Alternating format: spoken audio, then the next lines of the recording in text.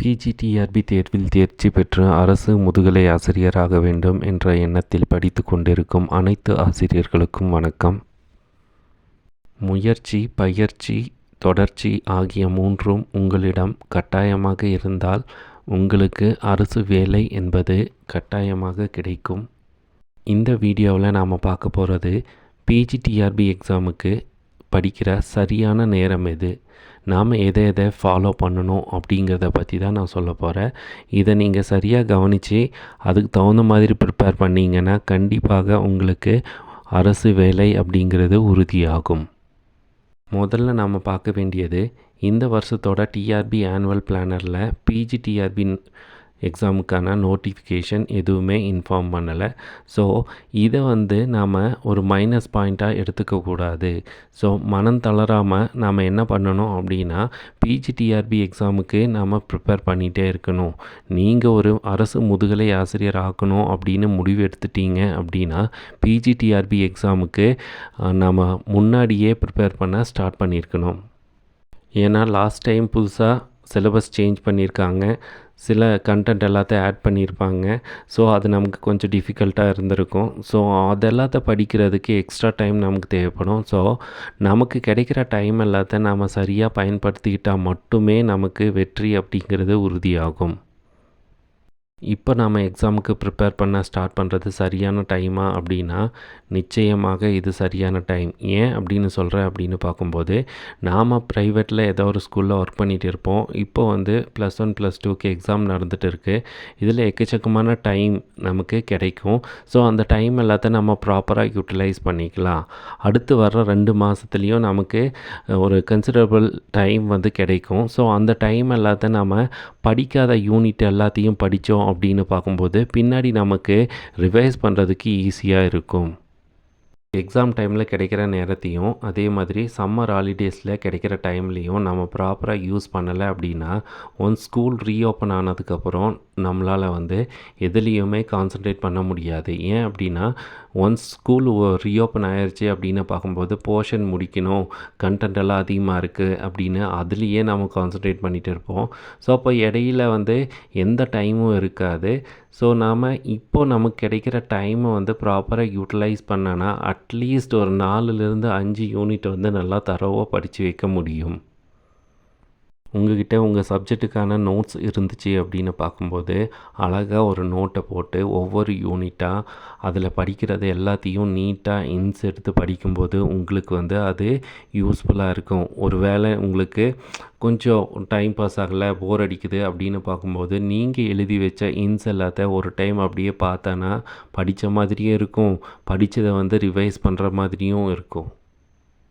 இப்போல்லாம் நாம் குழந்தைங்க மாதிரி சேஞ்ச் ஆகிட்டோம். அதாவது ஸ்கூல் படிக்கிற பசங்க மாதிரி சேஞ்ச் ஆகிட்டோம். டீச்சர் எப்படி கண்டிப்பாக இதை படிக்கணும் அப்படின்னு ஸ்ட்ரிக்டாக சொன்னால் தான் படிப்பாங்களோ, அதே மாதிரி நமக்கு தேவை அப்படின்னு வரும்போது தான் நாம் படிக்க ஆரம்பிப்போம். நாம் எக்ஸாம் வர்றதுக்கு முன்னாடியே இருக்கிற டைமை ப்ராப்பராக யூட்டிலைஸ் பண்ணி படிக்கிறோம் அப்படிங்கிற மனநிலை யாருக்குமே கிடையாது. உங்களுக்கு பிஜிடிஆர்பி எக்ஸாமில் செலக்ட் ஆகி அரசு முதுகலை ஆசிரியர் ஆகணுமா, அப்போ நீங்கள் ஃபர்ஸ்ட்டு ஸ்டூடெண்ட்ஸ் திங்க் பண்ணுற மாதிரி திங்க் பண்ணக்கூடாது. நாம் நம்ம கிளாஸுக்கு போய் நம்மளோட சப்ஜெக்டை ரிவிஷன் கொடுக்கும்போது அவங்கக்கிட்ட என்னென்ன சொல்கிறோமோ அது எல்லாத்தையும் நாம் ஃபாலோ பண்ணுறோமா அப்படிங்கிறத கொஞ்சம் திங்க் பண்ணி பாருங்கள்.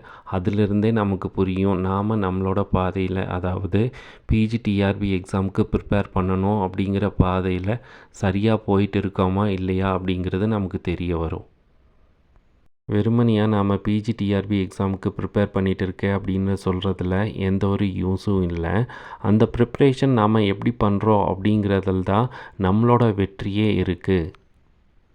ஸ்டூடெண்ட்ஸ்கிட்ட நாம் சொல்லுவோம், படித்ததை எழுதிப்பார் அப்போ தான் மைண்டில் இருக்கும் அப்படின்னு சொல்லிட்டு இருப்போம். ஆனால் அதை நாம் ஃபாலோ பண்ணுறதே இல்லை. ஒன்ஸ் நீங்கள் ஸ்டூடெண்ட்ஸ்க்கு என்ன சொல்கிறீங்களோ, நீங்கள் படிக்கிறது எல்லாத்தையும் எழுதி பார்க்கும்போது கண்டிப்பாகவே அது உங்களோட மனசில் இருக்கும். ஸோ கண்டிப்பாக அது உங்களுக்கு பின்னாடி யூஸ்ஃபுல்லாக இருக்கும். மறுபடியும் சொல்கிறேன், இந்த +1 +2 எக்ஸாம் நடக்கிற டைமு மற்றும் சம்மர் ஹாலிடேஸ் நமக்கு வந்து ஒரு நல்ல ஒரு கோல்டன் ஆப்பர்ச்சுனிட்டியாக இருக்குது. இந்த கோல்டன் ஆப்பர்ச்சுனிட்டி டைமில் வந்து நம்ம ப்ராப்பராக யூட்டிலைஸ் பண்ணாலே போதும், நமக்கு வந்து மேக்ஸிமம் மார்க் வர்றதுக்கு பாசிபிலிட்டிஸ் இருக்குது. சில பேர் ப்ரிப்பேர் பண்ணும்போதே ஈஸியிலேருந்து டிஃபிகல்ட்டுக்கு போவாங்க. ஆனால் நமக்கு அதிகமாக டைம் இருக்கும் அப்படிங்கிற பட்சத்தில் டிஃபிகல்ட்லேருந்து தான் ஈஸிக்கு போகணும். ஸோ அப்போ இதுக்கு முன்னாடி நம்ம படிக்காத டாபிக் எல்லாத்தையும் ஒன்ஸ் கவர் பண்ணிட்டானா அது நமக்கு எக்ஸாம் வரும்போது ஈஸியாக இருக்கும். சப்ஜெக்டை மட்டும் நாம் கான்சன்ட்ரேட் பண்ணால் பத்தாது, அது கூட எஜுகேஷ்னல் மெத்தடாலஜியும் நல்லா படிக்கணும். ஏன் அப்படின்னு பார்க்கும்போது எஜுகேஷ்னல் மெத்தடாலஜியில் நீங்கள் எவ்வளோ மார்க் வாங்குறீங்களோ அந்த அளவுக்கு உங்களோட நேம் வந்து அந்த ப்ரொஃபஷ்னல் செலெக்ஷன் லிஸ்ட்டில் வந்து மேலே போயிட்டே இருக்கும். அப்போது எஜுகேஷ்னல் மெத்தடாலஜிக்கு டெய்லி ஒரு 1/2 hour to 1 hour வந்து டைம் ஸ்பெண்ட் பண்ணுங்கள். அது மட்டும் இல்லாமல் போன எக்ஸாமில் பல பேர் வந்து சப்ஜெக்ட் வந்து நல்லா இருந்துச்சு, நான் நல்லா எழுதினேன் அப்படின்னு சொன்னாங்க. ஆனால் தமிழ் எலிஜிபிலிட்டி டெஸ்ட்டில் வந்து பாஸ் பண்ணலை. ஸோ அப்போது நம்ம என்ன தான் சப்ஜெக்டை நல்லா தரோவாக படித்து வச்சு நல்லா எழுதியிருந்தாலும் தமிழ் எலிஜிபிலிட்டி டெஸ்ட் அப்படின்னு பார்க்கும்போது அதுலேயும் நல்லா மார்க் வாங்கணும். ஸோ நம்ம எஜுகேஷ்னல் மெத்தடாலஜியும் தமிழ் எலிஜிபிலிட்டி டெஸ்ட்டையும் சைட் பை சைடு வந்து படிச்சுட்டே இருக்கணும். அதை எக்காரணத்தை கொண்டும் ஸ்டாப் பண்ணிடாதீங்க. நம்ம சேனலில் எஜுகேஷ்னல் மெத்தடாலஜிக்கான கொஸ்டின் ஆன்சர் வந்து டெய்லி ஒரு 5 to 10 கொஸ்டின் வந்து அப்லோட் பண்ணிகிட்டே இருப்பேன். ஸோ அப்போ ஜஸ்ட் திங்க் பண்ணி பாருங்கள், நமக்கு எக்ஸாம் வர்ற வரைக்கும் எக்கச்சக்கமான கொஸ்டின் வந்து அப்லோட் பண்ணிகிட்டே இருப்பேன். ஸோ நீங்கள் வந்து இந்த எஜுகேஷ்னல் மெத்தடாலஜியில் ஃபுல்லாகவே கவர் பண்ணிக்கலாம். நான் சொன்னது எல்லாம் நீங்கள் ப்ராப்பராக ஃபாலோ பண்ணீங்க அப்படின்னா கண்டிப்பாக வரப்போகிற பிஜிடிஆர்பி எக்ஸாமில் வந்து நல்லா மார்க் ஸ்கோர் பண்ணி நீங்கள் வந்து அரசு முதுகலை ஆசிரியர் ஆகலாம். நம்ம சேனலை இது வரைக்கும் நீங்கள் சப்ஸ்கிரைப் பண்ணலைன்னா சப்ஸ்கிரைப் பண்ணிக்கோங்க. அது கூடவே நோட்டிஃபிகேஷன் ஆல் அப்படிங்கிறத செட் பண்ணிக்கோங்க. ஸோ இதுக்கப்புறம் போடுற வீடியோ எல்லாமே உங்களோட நோட்டிஃபிகேஷனுக்கு வந்துடும். ஸோ ஈஸியாக உங்களுக்கு டெய்லி 5 to 10 கொஸ்டின் வந்து நல்லா படிக்கிறதுக்கான ஒரு அருமையான வாய்ப்பு இருக்குது.